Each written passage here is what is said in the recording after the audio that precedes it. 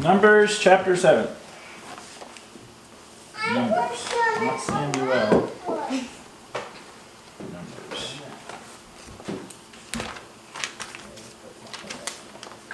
We're missing Zane.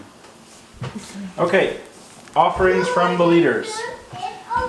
On the day Moses finished setting up the tabernacle, he anointed and consecrated it and all its furnishings, along with the altar and all its utensils.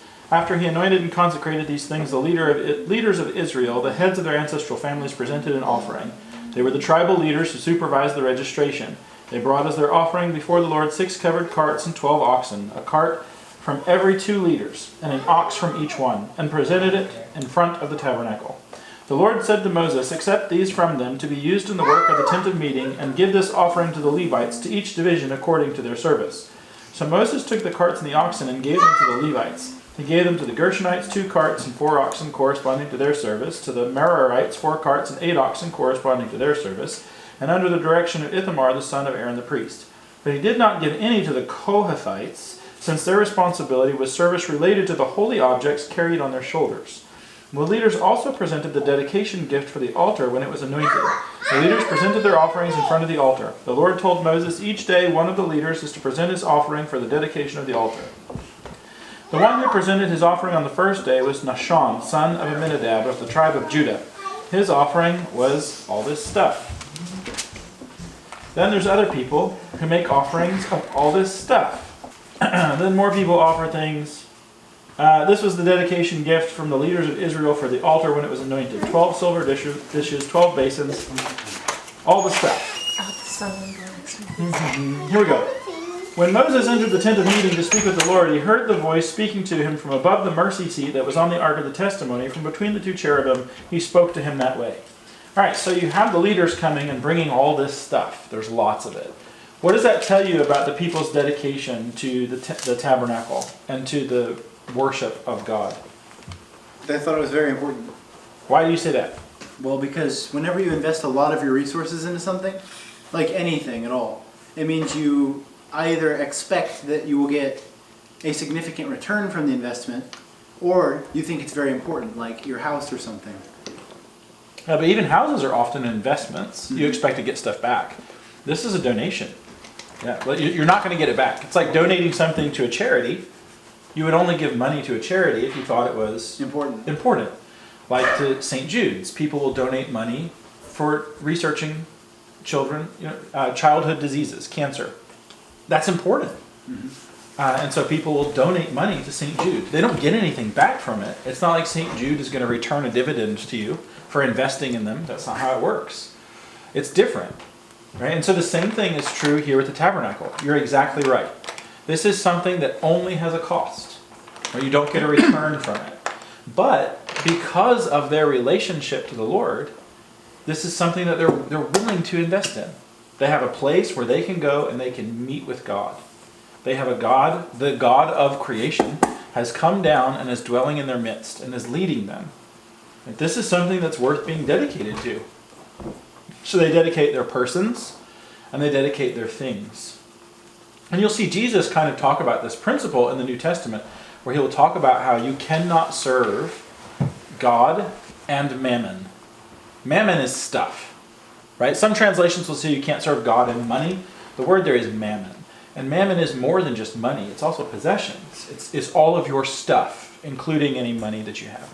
But Jesus says you can't serve both God and your stuff. And so here you see, not only have the people been called the Lord's people, but they recognize that that commitment also includes all other things. And they're willing to give. Good point.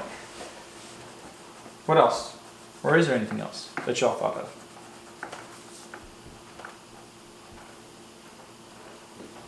How did it say that Moses talked to God? He spoke to him from the mercy seat?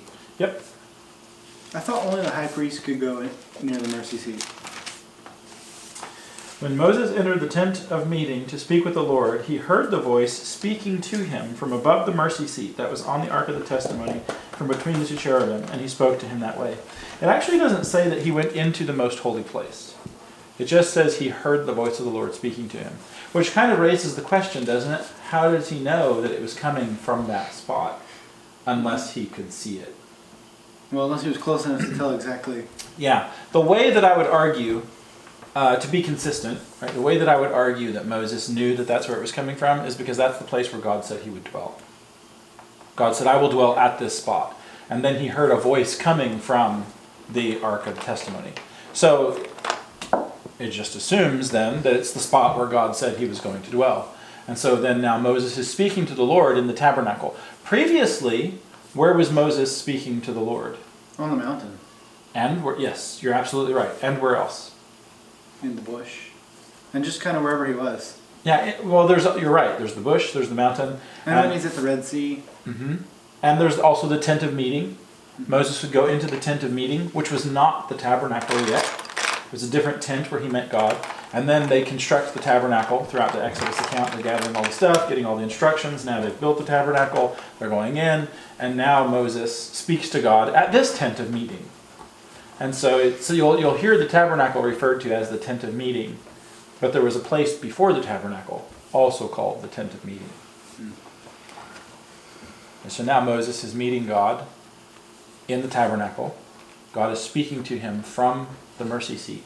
Can you think of another place in the Bible where furniture talks? Technically, it's not the furniture talking, it's God. So.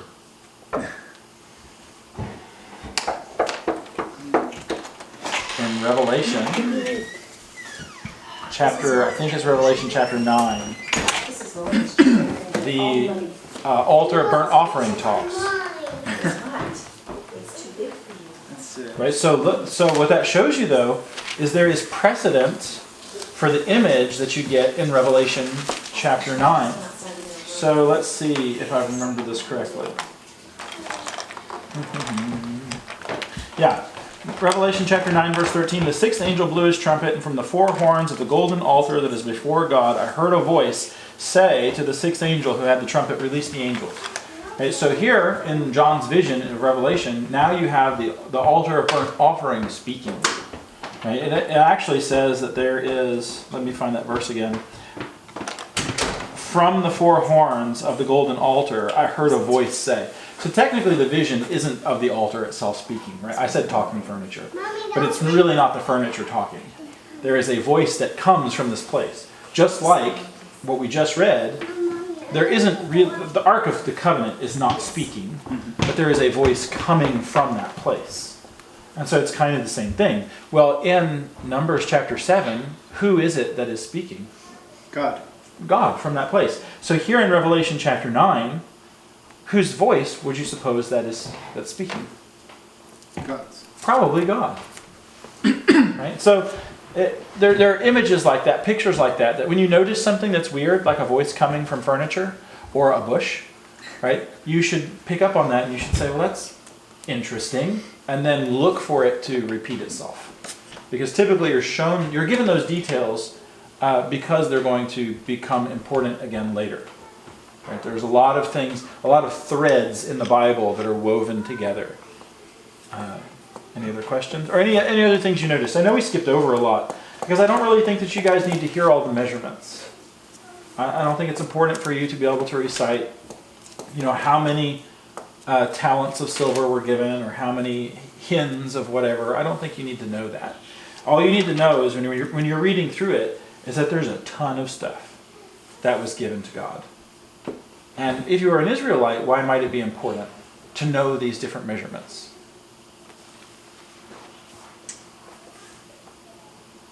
For when they rebuild the temple? Maybe. For when something breaks, you need to replace it. Maybe, yes. So you can know your measurements. Teach the young Israelite children their measurements. That's good. Well, so that you could see, as an Israelite, this is important.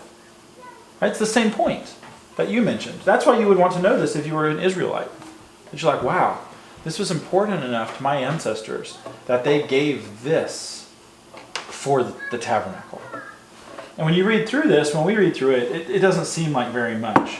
Like, 3 1/4 pounds of silver, a wash basin weighing 1 3/4 pounds. I mean, to me, that doesn't really mean anything to me, because that's not the way that we exchange goods and services. That's not how we buy things anymore. And so while I know that, a pound of gold would be a good thing to have, it doesn't necessarily ring in my ears the same way as saying $50,000, right, or something else, right, some other number. So when you're reading through these measurements, to an ancient person, this would have more meaning, because these are the measurements, these are the things that they dealt with on a daily basis. So it'd be like saying a certain value of whatever item rather than a measurement, because that's just a different, like a trading system. Yeah, it's the amount of this stuff that was given. And that's how you bartered and how you exchanged goods, with amounts of stuff. But today we don't do that. Like, I can walk into a store and I just hand them green things, or I don't even have to do that, right?